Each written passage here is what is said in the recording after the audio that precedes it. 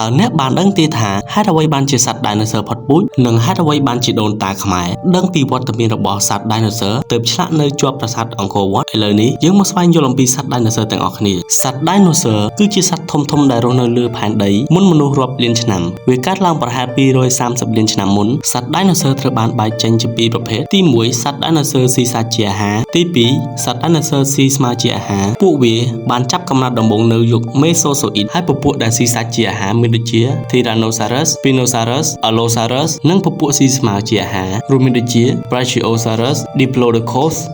ហើយអ្វីដែលគួរឲ្យភ្ញាក់ផ្អើលសត្វ Dinosaur មានជាង 1000 ប្រភេទនៅប្រមាណជា66លានឆ្នាំមុនមានគ្រោះថ្នាក់មហន្តរាយមួយបានកើតឡើងអ្នកវិទ្យាសាស្ត្របានជឿថាមានអត្តកាយធំមួយពីអវកាសបានបុកទម្លុះផែនដីក៏បានធ្វើឲ្យពួកវាស្លាប់ផុតពូជអស់នៅពេលនោះទៅហើយមូលហេតុដែលធ្វើឲ្យមនុស្សដឹងពីវត្តមានរបស់ពួកវាគឺតាមរយៈឆ្អឹង fossil ដានជើងដែលជាប់នៅក្នុងថ្មមួយវិញទៀតហេតុអ្វីបានជាដូនតាខ្មែរដឹងថាមានវត្តមានសត្វ Dinosaur នៅលើផែនដីនេះជាសំណួរដែលគេភ្ញាក់ផ្អើលជាច្រើនព្រោះនៅក្នុងប្រាសាទអង្គរវត្តមានរូបចម្លាក់ខ្មែរដែលមានរូបសត្វដូចជា Dinosaur តួយ៉ាងនៅប្រាសាទតាព្រហ្មនិងប្រាសាទអង្គរមានរូបដែលមើលទៅដូចជា Stegosaurus ដែលប្រភេទ Stegosaurus នឹងគឺជាប្រភេទដែលវាមានរូបរាងជាបន្លានៅឆ្អឹងខ្នង